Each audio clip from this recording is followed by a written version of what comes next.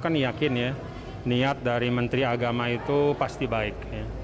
Jadi niat dari Menteri Agama itu saya yakin betul, hakul yakin adalah baik. Karena beliau kan juga seorang tokoh ya dari organisasi Islam yang terbesar, kemudian juga putra dari seorang ulama besar ya, Al-Maghfurlah Kiai Haji Khalil Bisri ya. Jadi niat beliau pasti baik, itu yang pertama. Yang kedua memang dalam tataran surat edaran itu menurut saya ada beberapa hal yang mungkin perlu diperhatikan ya. Ya katakanlah sebagai bahan untuk mungkin mengkoreksi ya. Yang pertama bahwa salah satu kaedah paling mendasar di dalam membuat satu kebijakan publik itu kan ada yang disebut dengan kaidah imparsialitas.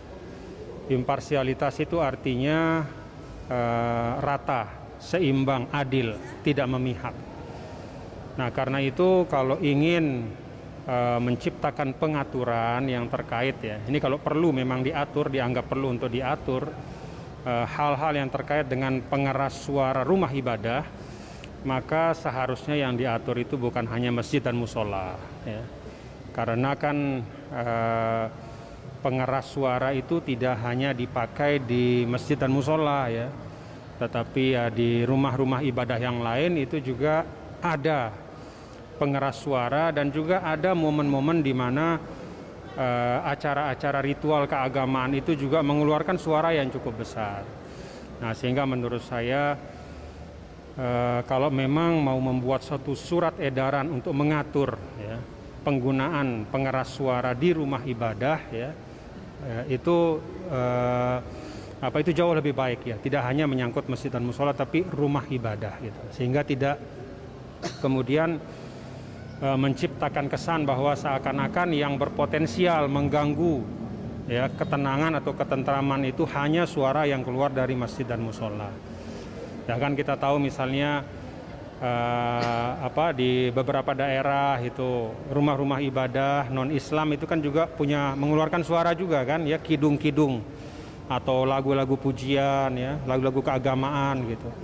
Jadi menurut saya kalau mau membuat pengaturan, maka yang diatur jangan hanya masjid dan musola gitu. Itu yang pertama.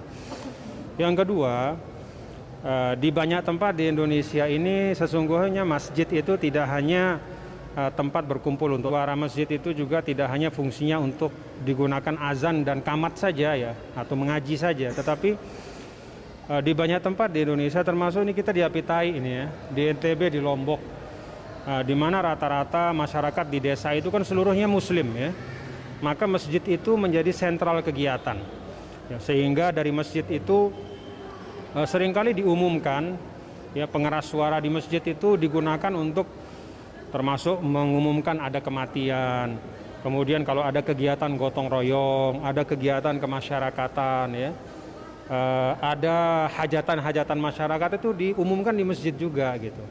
Dengan kata lain, pengeras suara masjid atau masjid itu memiliki juga fungsi sosial budaya ya.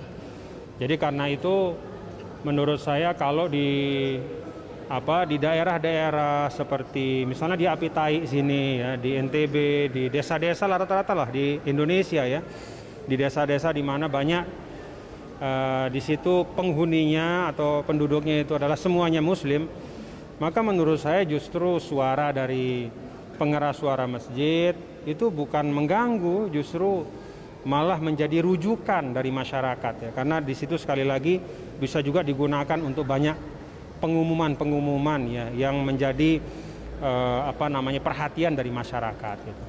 Nah, jadi menurut saya sih yang mungkin kadang-kadang bermasalah adalah di masyarakat perkotaan ya, masyarakat perkotaan di mana di situ tidak hanya satu agama penduduknya gitu ya. Misalnya kalau di NTB ini kan di kota besar, misalnya di Mataram ya, atau katakanlah misalnya di Jakarta gitu ya. Ya kalau kota besar itu biasanya kan penduduknya heterogen, ada muslimnya, ada non muslim, sehingga untuk daerah seperti itu ya mungkin bisa dibuat pengaturan. Tapi itu pun menurut saya lebih baik pengaturan itu diserahkan kepada kearifan bersama. Ya, misalnya kita di Indonesia ini kan ada namanya forum FKUB ya, Forum Kerjasama Umat Beragama. Nah, di situ mungkin bisa dibicarakan ya, didiskusikan untuk daerah-daerah tertentu di mana masyarakatnya sangat heterogen ya, sehingga penggunaan pengeras suara di rumah ibadah itu ya disesuaikan lah ya, jangan terlalu besar misalnya karena masyarakatnya beda-beda agamanya gitu. Nah, diserahkan kepada FKUB untuk kemudian membuat kesepakatan bersama. Menurut saya kalau kesepakatan itu lahir dan dibicarakan di tingkat masyarakat dan disepakati, itu akan jauh lebih mudah diterima gitu ya. Dibanding misalnya surat edaran yang istilahnya berlaku untuk semua gitu. Padahal situasi masing-masing daerah itu kan beda-beda. Ya, jadi kita di NTB ini kalau saya saksikan ya, kita di Apitai di mana-mana nih ya, suara masjid itu suara yang kita rindukan gitu ya, suara yang justru menjadi penyejuk gitu ya. Jadi tidak ada yang merasa terganggu lah insya Allah. Nah, kalau di daerah-daerah yang memang sekali lagi penduduknya itu beragam ya, heterogen ya, mungkin disitulah ya mungkin perlu dibicarakan. Itu pun menurut saya jauh lebih baik kalau diselesaikannya di tingkat masyarakat di situ ya, sehingga itu menjadi keputusan bersama dan diambil dengan semangat persaudaraan. Ya, itu sih dua hal yang menurut saya mungkin perlu dijadikan pertimbangan ya untuk ke depan ya, apakah misalnya kalau berkenan ini dikoreksikan bagus ya, sehingga tidak terkesan hanya menyasar kepada masjid dan musola gitu, tetapi juga bisa diberlakukan untuk semua. Terima kasih. Assalamualaikum warahmatullahi wabarakatuh.